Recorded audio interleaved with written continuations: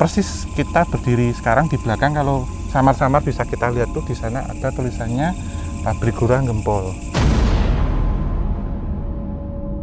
Kita dikumpulkan di sini, kemudian saya lihat ada tumpukan kayu.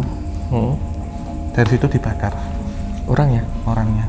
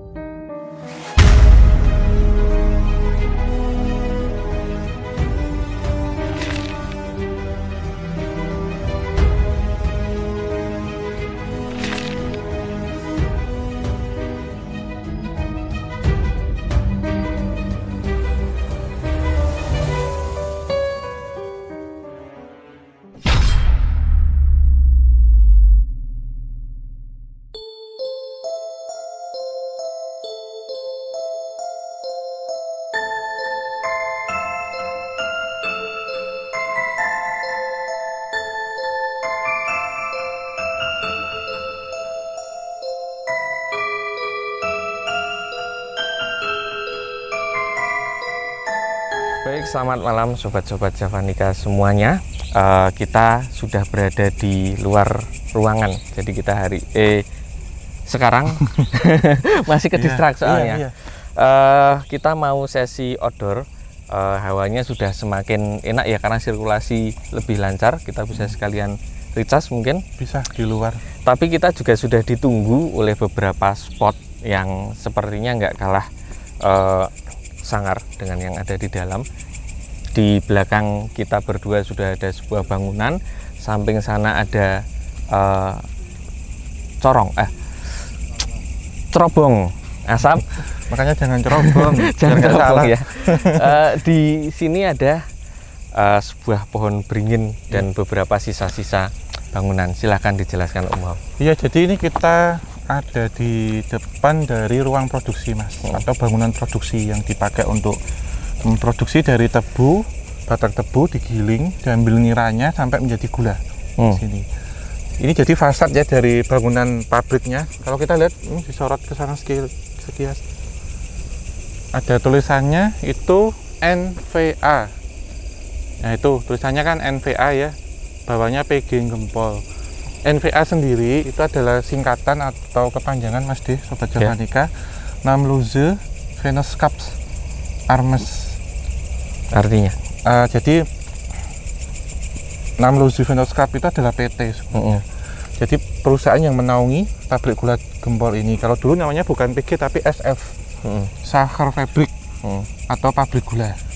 Yang ini kepemilikan pusat itu ada di Rotterdam di Belanda, kantor pusatnya. Jadi ini berkaitan dengan kultur atau kultur di sini bukan ini ya, maksudnya itu pertanian dan perkebunan waktu itu. Karena nama Gempol kan tadi sudah kita sampaikan adalah jempolan ya untuk hasil gulanya. Memang produktivitasnya luar biasa waktu itu di sini, dan untuk kualitasnya selain itu produksinya juga besar Mas.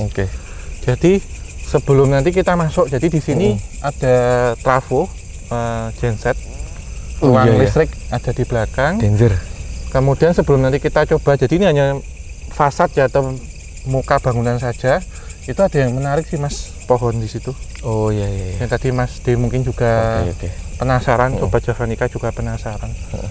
Mungkin kita mendekat ke sana dulu sebelum nanti kita mulai masuk. Kita ke sana dulu. Iya, boleh. Kita ceritakan sekilas sana ada apa.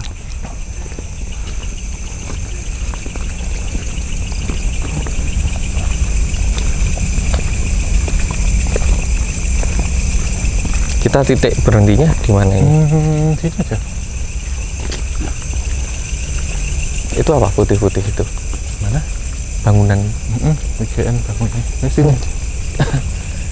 Dia menempel epifit. Oh, ini akarnya ini ya, nembus. Dia nempel Mas, epifit. Kayak anggrek gitu, nempel di ini, dan ini kuat banget loh.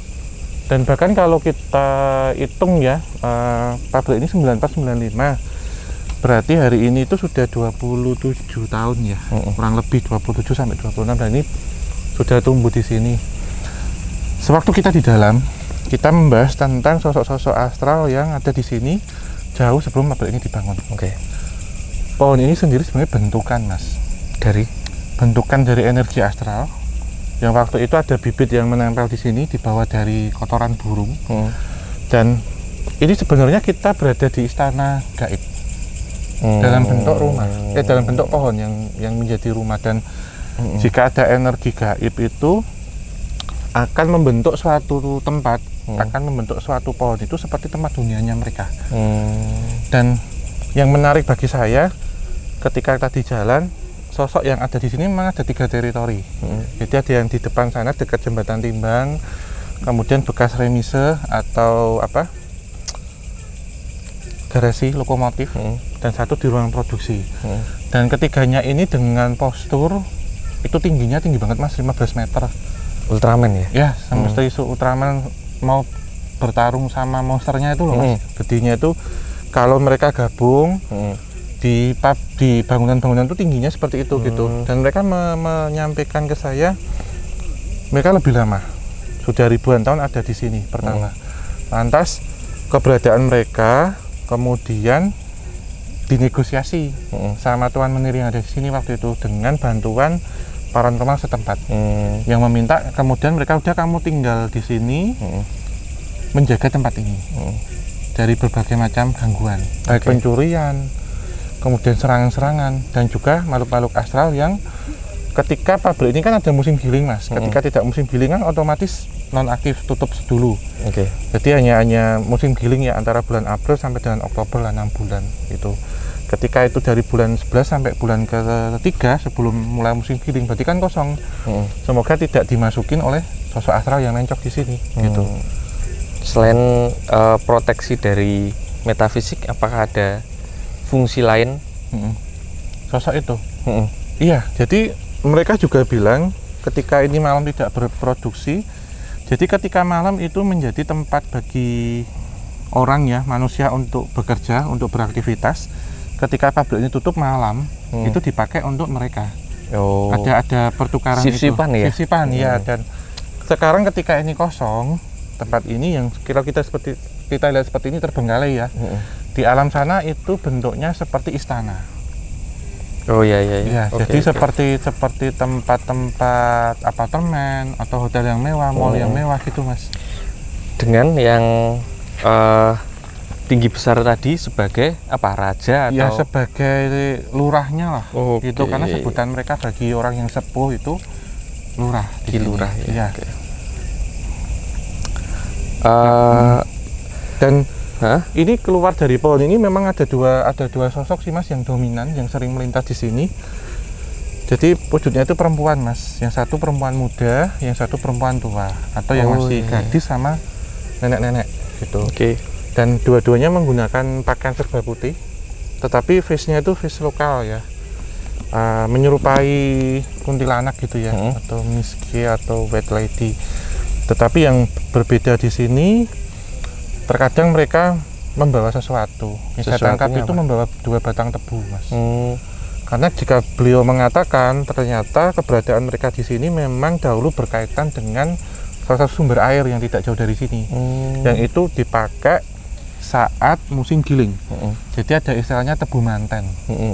Jadi sepasang tebu jantan sama tebu betina itu dilakukan suatu prosesi itu yang akan digiling pertama kali. Tapi nanti kita lihat ke dalam sih. Boleh. Iya. Tapi ini energinya kayak malah ini ya, energi alam ya, dominan. Iya, lebih kuat alam sih karena memang tempat ini memang terbuka juga.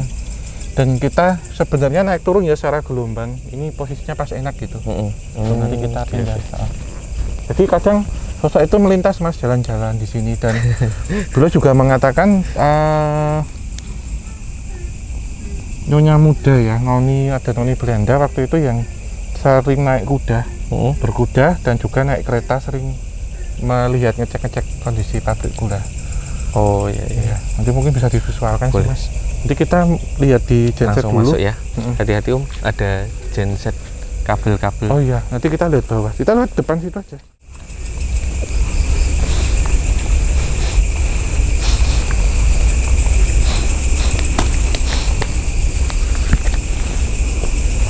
Pakai Kopi lepas, pasang lagi.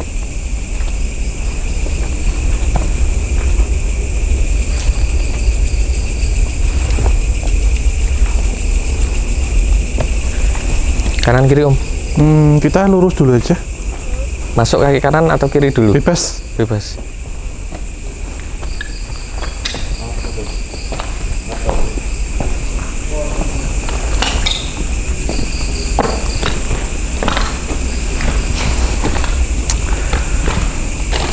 Ini aja Mas deh, kita agak atas aja. Oke Om. Iya. Tadi Om Hao bilang di sini bangunan muka untuk proses produksi ya. Cuman alat produksinya memang sudah diambili. Sudah yang ya. Ini tadi bapaknya ceritanya saya sempat tanya itu dipindah ke pabrik gula lain, ke pabrik gula Sindang Laut kalau nggak salah Mas. Pabrik gula lain. Iya. Ya. Terus tempat kita berdiri ini kan untuk genset ya, listrik ya. Kalau satu peristiwa waktu itu memang ada ketika mau musim giling, jika itu sajennya kurang, biasanya memang ada terjadi insiden Mas. Kalau Mas dirasakan apa kira-kira? Kita biar ini sih shuttle gitu energinya, jadi kesini. Kalau saya kayak orang kebakar apa gosong atau? Iya, jadi memang ada satu cerita. Sininya kena. Iya benar. Iya. Di depan.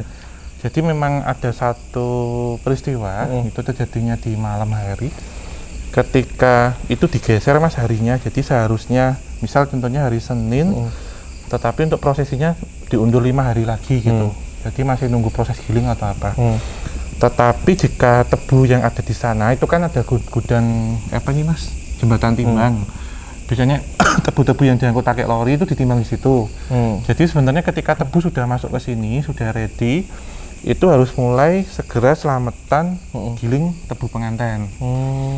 Dan termasuk sesaji-sesaji yang diberikan untuk selamatan itu kepala kerbau.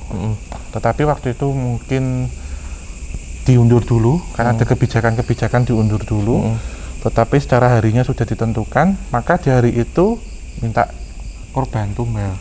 Iya. Jadi di sini memang pernah terjadi satu insiden. Kenapa? Jadinya kenapa? Kesetrum Mas. Kesetrum. Iya.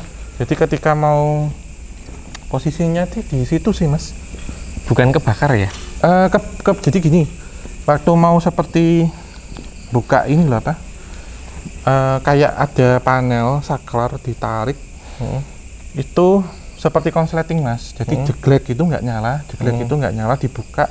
Dibenerin kabelnya, kemudian kabel yang bentuknya kan begini ya, itu antara tembaganya itu ada yang lepas gini Mas, kemudian gitu.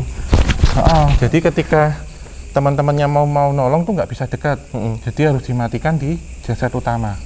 Tapi sudah terlambat. Iya, jadi kan gini Mas. Gitu, terus lepas gini, ini sudah terbakar segini, berasap. Dan disampaikan bahwasanya memang jika tidak pas waktunya pasti akan ada insiden. Itu selain diproduksi memang ada yang tangannya masuk ke mesin, kakinya masuk ke mesin gitu Mas. Terpleset oli gitu yang saya lihat. Oke Om, di luar ini ya Om, kajian metafisika, ada nggak sih Om sebenarnya kearifan lokal yang memang tersimpan dalam ritual sesajen, kemudian sebenarnya itu gini yang lain Mas, sebagainya. Kita geser situ ya, kita ke ruang produksi.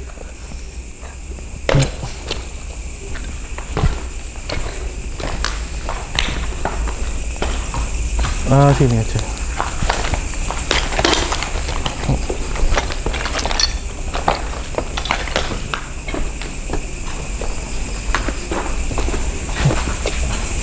Ini kita mungkin dari sini aja, nanti bisa disorot di sini. Sebenarnya bangunan produksi ke sana itu sudah nggak ada bangunannya, jadi sudah dirobohin gitu Mas. Jadi kita lihat dari depan sini aja, mewakili untuk ruang produksi ya. Oke. Jadi kenapa kalau ada selamatan, sebenarnya tujuannya untuk doa bersama dan sedekah bumi Mas, dan minta keselamatan kepada Tuhan Yang Maha Kuasa. Nilainya itu ya sebenarnya. Nilainya itu, tapi di luar itu untuk metafisika kita selamatan di sini tujuannya untuk selamat. Sorry, kayak potong kayak gini loh Mas modelnya tadi. Iya, aku langsung lihat itu. Jadi langsung, sebentar saya potong sebelum nanti saya ceritakan. Stop, sampai situ aja Om. Iya, jadi Om. Iya. Jadi ini kan ininya yang saya maksud Mas. Jadi sebelum saya tahu ini ada, itu gambaran diberikan saya seperti itu. Ditarik gini, jegrek-jegrek tapi kok nggak nyala. Kemudian ini kan ada kayak bisa dibuka Mas. Ketika dibuka itu ada satu tembaganya itu yang loncat. Itu langsung di depannya ya gini.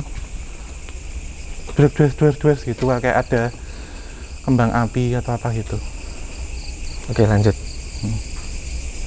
Ini loh Mas saklarnya. Udah. Ya, sorry ya tak potong soalnya pas ada ini. Kita memberikan ini ya, sesaji seperti kepala kerbau atau apa, sebenarnya negosiasi panjang Mas. Karena di awal mintanya kepala manusia. Dan tebu temanten itu sendiri berasal dari awalnya memang dari manten Mas, pengantin laki-laki perempuan yang benar-benar orang, lalu digiling gitu. Jadi sebenarnya di sini kan ada kesepakatan jahat ya, kalau dibilang maaf waktu itu dengan penjaga ataupun orang yang lebih sosok asal yang lebih dulu menempati tempat ini. Ketika itu mau dibangun, pasti di situ ada kompensasi, ada deal-dealan dan win-win solution. Tapi karena di sini disebutnya makhluk astralnya itu ngelunjak ya dan jahat, maka mereka mintanya tumbal, baik tumbal hewan ataupun tumbal manusia. Karena kalau saya tangkap pada tahun 1870, 1860 ketika ini pertama kali berdiri, tumbal yang diberikan memang manten beneran Mas. Tadinya ya, kalau dulu kita ke jembatan Cirahong kan dulu yang ditanam kalau beberapa pabrik gula memang waktu itu menggunakan manten, menggunakan pengantin. Jelas yang laki-laki masih perjaka, yang perempuan masih perawan. Yang baru ijab kabul belum melakukan malam pertama. Jadi digiling barengan dengan tebu gitu. Tapi ketika itu kemudian dinegokan, didoakan, disimbolikkan dengan tebu kemanten. Jadi tebu jantan dengan tebu betina itu memang diarak, didandani seperti manten beneran Mas. Jadi dinaikkan seperti apa? Tandu, dinaikkan kereta kuda, gitu. Jadi seperti arak-arakan manten beneran. Dan tebunya itu memang dibentuk itu Mas, seperti mempelai. Dibentuk menyerupai itu. Jadi diberikan baju-baju gitu. Lantas ketika itu pertama kali digiling bareng tebu-tebu yang lain. Itu di situ. Kayak ini ya mungkin ya, kepala kerbau juga. Iya. Simbolik Mas sebenarnya itu, simbolik yang diberikan pengelola waktu itu gitu untuk keselamatan. Jadi ketika nanti doa bersama sudah ada sedekah juga, diharapkan tidak terjadi insiden. Walaupun kenyataannya ketika orang itu lalai, ketika orang itu pusing, banyak pikiran macam-macam, tidak fokus, bisa terjadi insiden. Tetapi yang tidak ya K3, karena kalau kita lihat sebelum tahun 1900 abad ke-19 itu memang sistem K3-nya belum serapi, belum safe atau aman sekarang Mas.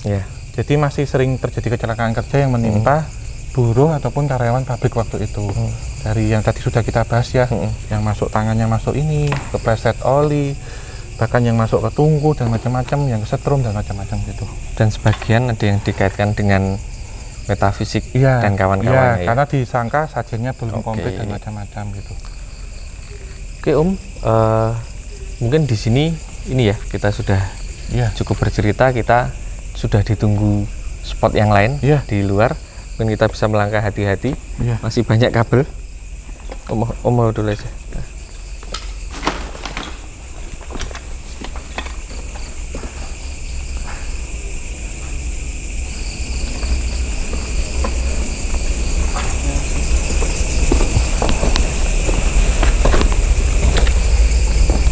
Awas.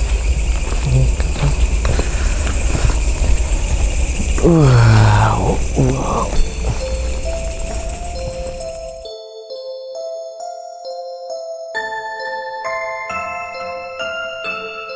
Ketemu lagi bareng kita, ada Om Hong, Mas D, dan beberapa sahabat yang tidak kelihatan, maksudnya kru. ya, yang di belakang di depan kita ya. Kita sudah berkunjung ke beberapa spot Om.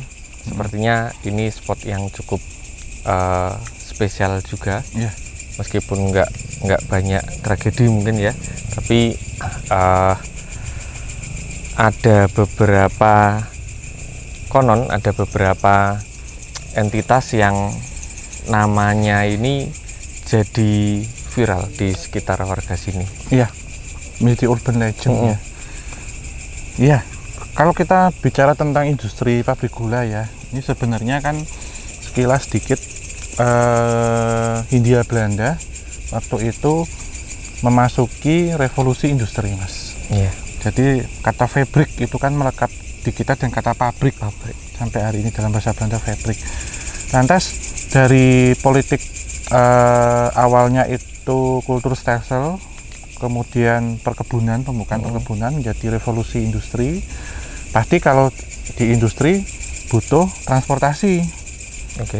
Ya, sehingga diperlukan juga revolusi transportasi, adanya jalur kereta api, Mas. Oh iya. Ya, jadi dari pabrik gula ini, dari Sauker Fabrik Gempol, itu hasil komoditinya yang sudah jadi diangkut dengan moda kereta api waktu itu, menggunakan kereta api untuk dibawa ke pelabuhan. Karena kaitannya dengan pelabuhan yang ada di baik di Cirebon, di Semarang, itu pasti dibawanya ke Rotterdam yang ada di Belanda. Oh iya. Ya, salah satu perusahaan yang ada di sini kan Semarang Cirebon Suntrang Maskapai. Jadi itu menghubungkan antara Cirebon dengan Semarang, Poncol kalau sekarang, dan Cirebon Perujakan sekarang. Itu melintasi Brebes, Tegal, Pekalongan sampai dengan kota Semarang. Dan masih aktif? Masih, jalurnya menjadi jalur utara sekarang, dari Jakarta, Cirebon, Semarang, Surabaya, Pasar Turi sekarang, Mas. Oke. Ya. Kemudian ini Iya. saya lihat Om Hong sudah bawa bunga. Iya, sedap ini malam. bunga sedap malam. Ini salah satu khas sekali ketika kita berkunjung ke bangunan Belanda. Karena ini juga kesukaan para noni Belanda, Mas. Dan di sini kita akan ketemu beliaunya, Ya. Sosok noni Belanda ya. Dan tempat ini sebutnya dengan Schoorsteen atau cerobong asap. Iya. Cerobong asap sendiri ini dibangunnya kalau secara konstruksi semuanya itu pada tahun 1907. Dan ini menjadi pusaran energi secara odor ya, di lingkungan luar itu paling kuat, Mas, dari seluruh wilayah pabrik gula ini. Dan satu-satunya bangunan yang susah untuk dihancurkan. Jadi ketika ini ada niatan waktu itu ingin merobohkan, sebenarnya ada kekuatan secara konstruksi memang iya, secara teknologi bangunannya memang luar biasa kuatnya. Yang kedua, beliau memberitahukan ke saya, tolong ini jangan dihancurkan, karena ini menjadikan sebagai bukti heritage dari tempat ini. Oke. Fungsinya cerobong asap itu kan seperti dapur, Mas. Oke. Seperti apa? Corong dapur. Jadi ketika ini sebagai bentuk dari kehidupan. Jadi ketika cerobong asap itu masih berasap, berkemebul gitu ya, berarti roda dinamika kehidupan yang ada di pabrik gula ini masih hidup. Bahkan sampai hari ini sebenarnya secara visual energi masih memunculkan asap gitu. Dan ini sebagai tetengel atau sebagai tugu. Jadi jadi beliau tidak berkenan karena memang sudah diperintahkan untuk menjaga tempat ini, dan ini menjadi salah satu bukti ataupun bentuk sejarah bagi keturunan-keturunannya, bagi penerusnya generasi, baik yang ada di Hindia Belanda atau Indonesia dan yang ada di negeri Belanda. Jadi suatu ketika kerabatnya ingin berkunjung ke sini, ingin ziarah ke sini, kita masih menemukan bukti bangunan monumen ini gitu, Mas. Gitu. Dan memang memiliki entitas gaib yang luar biasa di sini gitu. Jadi ini kita masuk dulu, Mas D. Nanti kita cerita di dalam.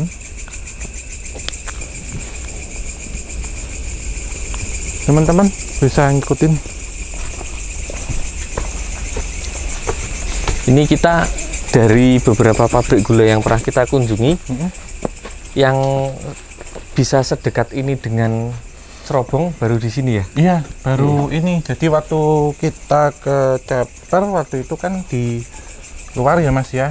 Terus waktu di Sewu Galur nggak ada. Ini baru kita punya kesempatan untuk bisa masuk sini. Kita taruh dalam ya. Boleh.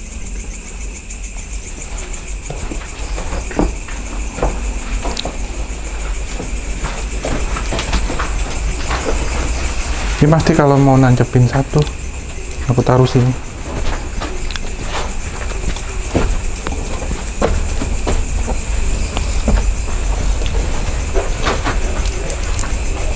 Mungkin bisa masuk sini aja, nanti disorot di atas. Kalau mau lihat bentuk atasnya seperti apa, kita pas di sini aja Mas. Di mana? Di sini nggak apa-apa, nggak turun.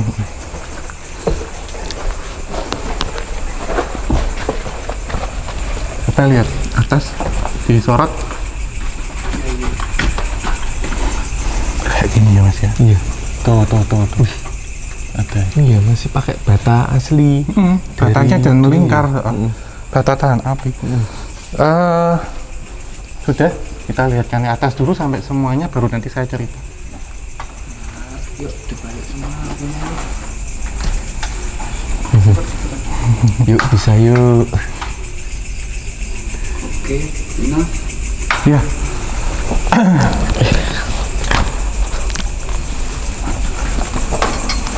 Secara konstruksi, tinggi dari bangunan ini 30 meter Mas. Ada ketinggian 30 meter tingginya. Iya. Terus ini memang memiliki satu teknologi yang canggih pada waktu itu untuk struktur bangunannya. Ini kalau kita lihat kan dia menggunakan batu bata melingkar. Iya. Dan bahkan tanpa sama sekali dengan sistem beton bertulang penguatnya gitu. Berarti full bata ya? Ya kurang lebih hampir 80% lah strukturnya, dan kondisinya masih kokoh sampai hari ini. Yeah. Bahkan terhitung kalau 1907 berarti hari ini sudah menginjak tahun 114 tahun. Sudah satu abad ini Mas, iya, usianya. 100 tahun Sudah lebih. satu abad kurang lebih. Lantas ini sebenarnya kalau di sana yang tadi kita masuk itu memasuki kolam tungku atau ruang tungku. Oke. Jadi pembakarannya di sana untuk memanaskan nira Iya. atau sari gula, untuk kemudian ke proses evaporasi dan ke proses kristalisasi. Jadi kan kalau sebelumnya kita bahas di sana itu di ruang produksi Mas, itu kan ada pencucian. Setelah ditimbang, dicuci, kemudian proses penggilingan, baru air niranya diambil, terus kemudian penggodokan, pemasakan. Lantas setelah itu memasuki proses evaporasi, penguapan. Iya. Ya, untuk dipisahkan antara kandungan glukosa C6H12O6 Mas. Ush. Itu. Jadi Susah saya dulu kan pernah belajar teknologi industri, kimia industri Mas, waktu saya sekolah SMK waktu itu. Dari itu dipanaskan lagi, destilasi, kemudian masuk ke kristalisasi, itu pembentukan butiran gula. Iya. Ya, dan itu siap untuk dipasarkan. Selain itu ada hasil samping yaitu molasses atau tetes tebu.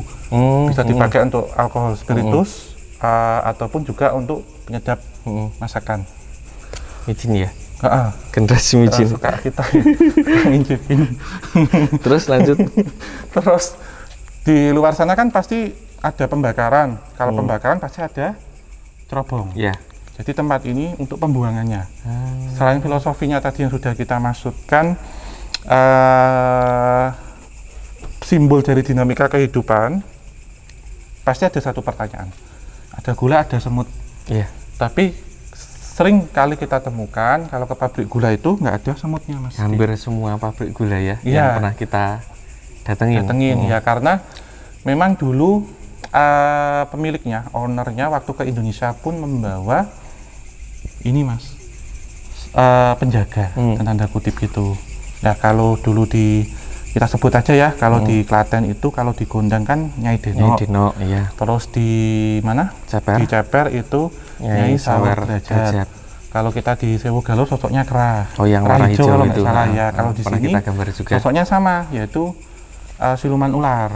Tapi beliaunya tadi. Iya, beliau sering disebut dengan nama Nyai Berintik. Nah, itulah yang jadi urban legend di sini. Iya, Jadi Nyai Berintik ini bentuknya western Belanda noni gitu dengan pakaian gaun tapi rambutnya keriting ya Mas atau bergelombang. Ya. Gitu. Ya Om, jadi Ya. tadi saya live sketch, saya dapat beberapa gambar, Iya. 3 sosok dan beberapa sketsa tambahan, dan itu cukup menguras energi. Iya. Saya rasa yang terakhir ini relate dengan apa yang diceritakan sama Om Ho. Mungkin Iya. bisa di preview atau Iya. sekarang sketch kasarnya dulu. Ya, jadi ini kalau tadi kenapa saya minta untuk sorot bagian dalam. Jadi posisi ekornya itu pas di atas kita sini Mas, di 3 meter. Terus beliau naik ke atas. Jadi seperti menggulung ke atas. Nyun sewu, jadi posisi kepalanya pas di atas cerobong. Ya, itu yang di dalam. Di luar dari cerobong ini pun ada sosok yang serupa, yaitu Ki Jalu. Ki Jalu itu seperti ini juga. Iya, tapi kearifan lokal Mas. Ya, jadi ini beliau dibawa langsung dari Rotterdam, Belanda. Ki Jalu dari Jawa. Sini, ya. Jadi sekitar ribuan tahun sebelum ini, usianya sama-sama ribuan tahun. Ketika ribuan tahun sebelum ini dibangun, Ki Jalu sudah menguasai tempat ini yang semula masih hutan, masih rawa, macam-macam itu Mas. Saat Nyai Berintik datang ke sini pun, kemudian mereka seperti ada pernikahan gaib antara lokal dengan asing gitu. Jadi ketika beliau saya tanya kekerasan di sini ya karena ini tugas saya dan saya sudah memiliki suami di situ gitu. Jadi yang menguasai tempat ini dan tidak gampang, tidak sembarang yang masuk sini Mas. Karena saya lihat beberapa kali orang masuk sini untuk tujuan macam-macam. Dari menjadi kontestan acara gitu, yang sampai kerasukan, saya lihat kerasukan sosok-sosoknya. Kemudian juga untuk mencari pesugihan dan untuk mencari ilmu kekebalan dan macam-macam, termasuk penarikan pusaka dan macam-macam. Itu semuanya tidak berhasil. Karena memang dijaga secara metafisik. Iya, jadi beliau lebih suka ketika menceritakan pesan-pesan seperti tadi. Kenapa ini susah dihancurkan? Karena saya ditugaskan kalau ini sudah tidak aktif, orang bisa melihat ini sebagai bukti monumen peninggalan. Belajar sejarah, arkeologi, arsitektur, dan tugas sejarah ke sini. Terus yang kedua, tugasnya Mas memang. Tugasnya untuk menjaga ini biar lebih lama gitu. Macam-macam. Ini beliau titip tanah sedikit sih kepada Vanika teman-teman. Jadi ini mungkin yang ditunggu-tunggu. Jadi semoga ada doa ya. Biasanya kalau Om Ho ngambil sesuatu yang pernah kita lakukan di ini ya, dari Gua Jepang ya. Ini kita ngambil lagi tanah ini, kalau kita komparasikan sama yang Jepang, biasanya akan sampai ke tempat entitas itu berasal, bukan gitu Om? Iya, jadi ini Nyai Berintik secara entitas, secara energi mungkin beliau tidak ingin pulang ke Belanda, tetapi juga ingin memiliki kenangan kembali lah Mas gitu. Suatu ketika kamu datang ke sini, kamu sudah menceritakan ini ya, ada terima kasih dari kami dan ada titipan. Ketika nanti ada doa baik, teman-teman kamu dan teman-teman bisa ke Belanda, saya nitip ini gitu. Belanda. Ya, doakan aja lah 3 juta subscriber. Amin. Kita ke negeri Belanda. Nanti ngajak Robin juga sih Mas, ke Den Haag. Mungkin ini juga ya Om. Ya siapa yang tahu selain dari Nyai Berintik, mungkin nanti perjalanan kita ke depan juga akan ada yang nitip. Iya. Ini nanti insya Allah free ongkir ya. Insya Allah nanti Ya, penuh separuh lah. Nanti coba kita cekkan sebelum kita bawa sampai Netherlands, sampai ke Belanda. Ini ada yang nitip ke Den Haag sudah. Ini ke Rotterdam Mas. Oke. Ya. Ya insya Allah lah 3 juta sampai 3,5 juta kita. Nah, nanti ini ditulisi Nyai siapa. Iya. Nanti bisa ke Belanda. Bareng-bareng kita mengulik, kita mencari sejarah di sana sembari membawa ini Mas, titipan. Ya. Baik Om, untuk rangkaian dari pabrik gula Gempol, kita sepertinya sudah memutar, jadi sudah berbentuk lingkaran ya. Dari sana tadi muter gini ke sini sampai ke sini. Jalan satu-satunya kan kita jalan pulang. Iya, sebenarnya ini juga ini sih Mas. Posisi Pak ini kan atas bawah dan lingkaran ya. Beliau juga menyampaikan kalau kehidupan itu sejatinya seperti lingkaran dinamis. Kadang ada susah senang, ada sedih bahagia, ada berhasil, ada gagal, ada kaya, ada miskin. Jadi tempat ini menurut saya Dan menurut teman-teman ini nyaman banget dari semua tempat yang kita kunjungi. Walaupun ini memiliki getaran vibrasi energi metafisika yang kuat, tetapi ketika kita bertamu ke sini, kita ziarah ke sini dengan tujuan baik, kita menyampaikan sejarah dan dimintain tolong, tempat ini menurut saya nyaman, Mas. Menurut kita juga nyaman. Iya, saya juga ngerasa dibandingkan tempat-tempat yang beberapa waktu tadi kita kunjungi, di sini juga rasanya lebih enak. Iya. Baik teman-teman Javanica, terima kasih sudah mengikuti kita dari awal sampai dengan cerobong ini sampai dengan saat ini. Setelah ini kita akan mencari satu spot lagi sekalian untuk closing.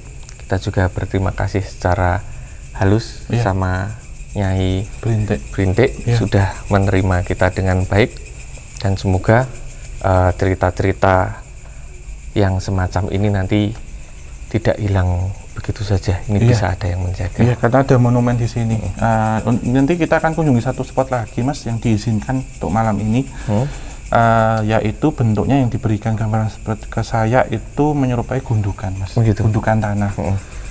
Gundukan tanah itu apakah itu? Mungkin Sobat Javanica dan Mas D, teman-teman juga penasaran. Nanti kita eksplor ke sana. Kita lihat apakah itu gundukan itu isinya apa itu. Jelas ini. Iya. Oke ya. Mari teman-teman Javanica, kita langsung menuju ke lokasi.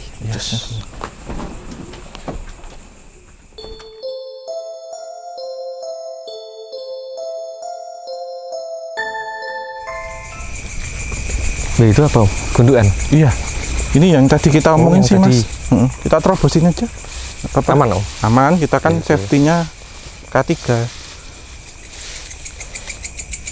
Berarti tadi yang dibilang Om mau gundukan ini. Sebenarnya apakah gundukan ini? Ini lokasinya dekat, kalau kita lihat di belakang, Sobat Javanica, pemirsa, Mas D, teman-teman. Di belakang ini adalah gudang pupuk, Mas. Jadi tadi kita perjalanan dari Cerobong ke sini, itu kita ngelintasi gudang batu bakar, bahan bakar, kemudian gudang produk jadi, dan ini kita di belakang dari gudang pupuk. Jadi kalau kita lihat ke sana, coba disorot sebentar. Di sana itu kebun tebu. Oh iya. Ya, jadi pas ya belakangnya. Nah ini kan saya kasih bunga juga. Oke. Jadi di sini itu kuburan, Mas. Loh.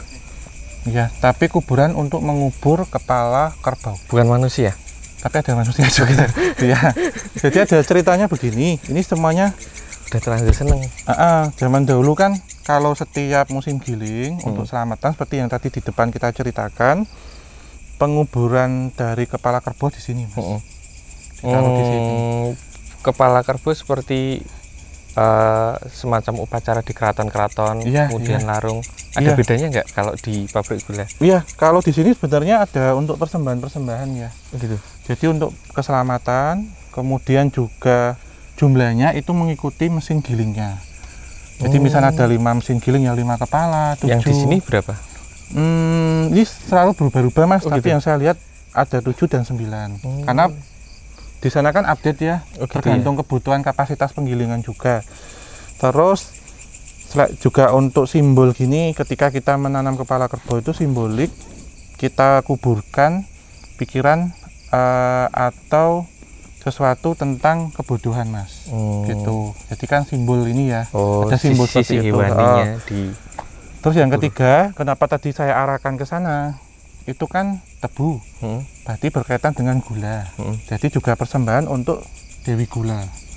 Ada juga ya? Ada Dewi Gula ada.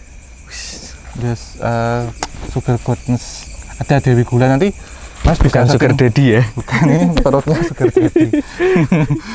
Tapi nyari itu, Mas, memang ada persembahan untuk itu, dan ini ditaruh di pojok.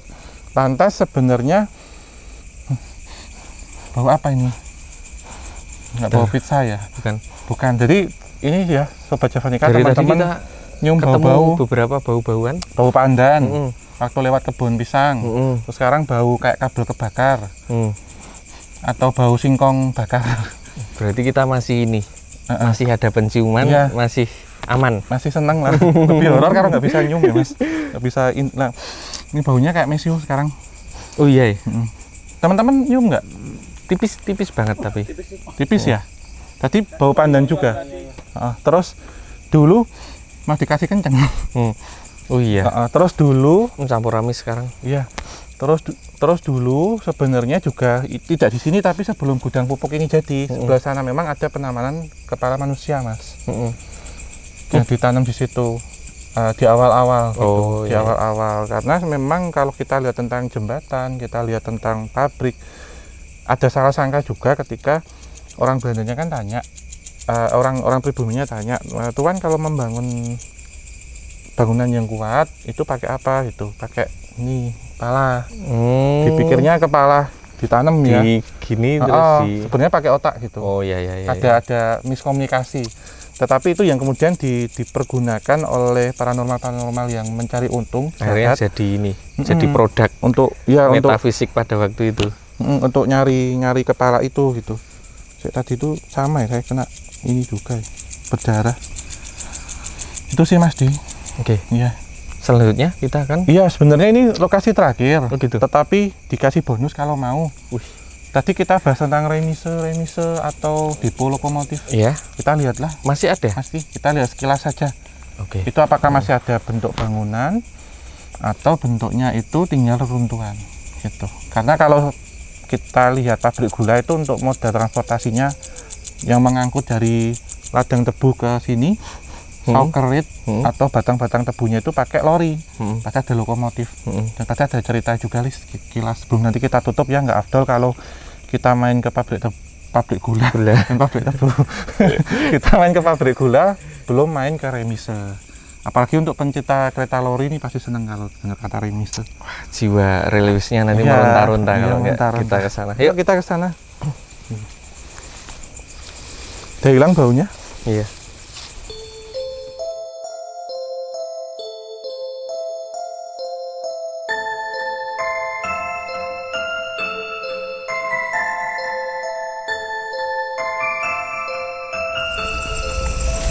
Logonya di mana ya? Kalau dahulu sih di sini Mas, remise atau depo lokomotifnya. Jadi tadi yang kita jalan ke sini, ini kan jalannya kayak kurvanya lengkung gitu ya. Itu dulunya rel lori. Oh ada ini, ada Relnya beneran. Dan tepat di sini agak ke sana itu banyak rel Mas, itu 50 mm kalau nggak salah lebar gauge-nya gitu. Dan remise ini sudah diratakan dengan tanah. Ini sayang sekali, sebenarnya kalau ini masih disisakan tuh menjadi seperti monumen juga gitu. Dan loko-lokonya kebanyakan dibawa ke pabrik gula yang lain, dipindahin gitu. Ya. Jadi dulu kalau rel lori, kereta lorinya itu bahkan masuk sampai ke perkebunan tebu. Fungsinya untuk ngangkutin batang tebu itu Mas. Itu sampai ke pelabuhan kah? Tidak, itu dari batang dari Cuman internal dari ladang dibawa ke sini. Jadi nanti prosesnya di jembatan timbang terus masuk ke produksi. Itu. Jadi terus biasanya itu menggunakan lokomotif uap Mas. Itu sepur kluthuk lah gitu di bawahnya situ. Itu sudah dalam bentuk hasil gula jadi? Belum Mas, Belum. itu masih batang tebunya. Batang tebunya. Ya, batang tebunya diangkut pakai kereta lori. Itu dia ngangkutnya itu dari dalam perkebunan dibawa ke sini ya. Oke. Terus kalau tadi kita ngelintasi sana gudang pupuk kan sebelahnya ada gudang gula jadi. Itu dinaikkan ke kereta api ke gerbong barang untuk kemudian dibawa ke pelabuhan. Beda lagi kalau itu lebar sepurnya 1067 gauge-nya. Kalau yang di sini 600 mm hingga 750 mm. Jadi lebih sampai trailnya. Oke. Ya. Kalau diikutin dari tadi sepertinya perjalanan kita malah mundur ya Om? Iya, ngikutin. Kenapa gitu? Ngikutin ini Mas, time travel.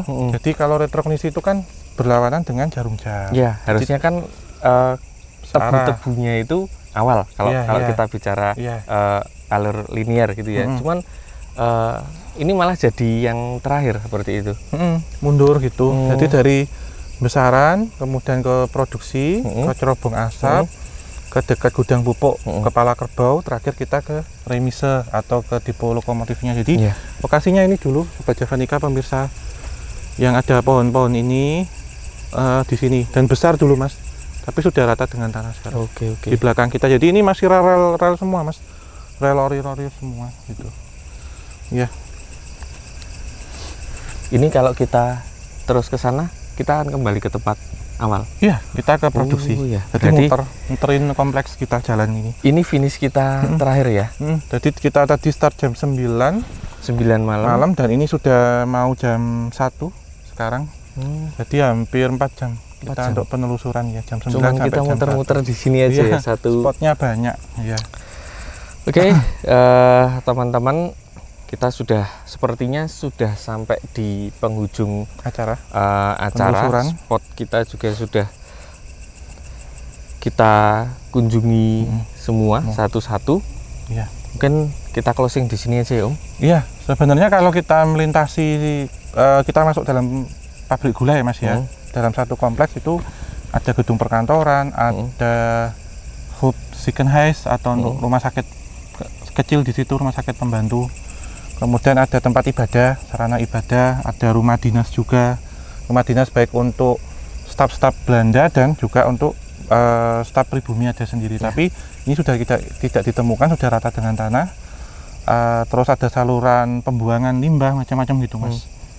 Ini sebenarnya kalau dulu kita memiliki banyak pabrik gula, tapi hari ini hanya bisa dilihat beberapa. Dan ini menjadi aset negara sebenarnya, bangsa dan negara. Untuk kita kedepannya seperti apa, karena let's preserve our heritage for the future. Lestarikan pusaka heritage-mu untuk masa depan, harusnya seperti itu. Jadi yang masih bisa kita temui yaitu yang masih kokoh Cerbong Asap. Itu sih kalau dari konklusi semua perjalanan kita hari ini. Oke, baik. Iya. Oke, teman-teman Javanika semuanya, ikuti terus channel Kisah Tanah Jawa, karena di bulan April ini kita akan menelusuri sudut-sudut kota Cirebon. Iya, ya tetap like, support, komen, kritik dan saran, masukan, share juga. Terima kasih untuk teman-teman yang sudah join di membership. Terima kasih juga untuk teman-teman Javanika yang masih support. Dan insya Allah kalau kita 3 juta plus subscriber bisa mengantarkan ini mesti teman-teman ke Belanda. Ya. Kalau nanti yang bingung dengan kolom komentar dan kolom ini apa subtitle ya, nanti bisa klik di CC di atas. Dan mungkin kita cukupkan ya, karena besok kita masih jalan-jalan lagi, kita masih menelusuri sudut kota Cirebon. Mungkin akhir kata Mas Dia ada pesan dan kesan sama perjalanan ini? Kesannya jadi sejarah itu pasti ada hitam dan putihnya. Dengan kita menggali, menceritakan, harapannya kita bisa belajar ya Om, agar kita bisa menjadi manusia yang lebih baik. Ya, pengalaman dijajah memang pedih, memang menyakitkan dan mengharukan. Tetapi dari tetes keringat, air mata dan darah para leluhur kita, pendahulu kita yang sudah membangun seperti ini, menghasilkan sebuah mahakarya yang luar biasa. Dan ini perlu kita lestarikan agar keturunan anak cucu kita bisa menikmati hasil dari perjuangan para pendahulu kita tersebut. Kita tutup Mas Dia, kita tutup Sobat Javanika dan teman-teman semua. Wabillahi taufik wal hidayah. Wassalamualaikum warahmatullahi wabarakatuh. Mugi tansah pinaringan rahayu sagung dumadi. Sampai jumpa. Ya, kita tetapi dulu. Ya. Terus ini.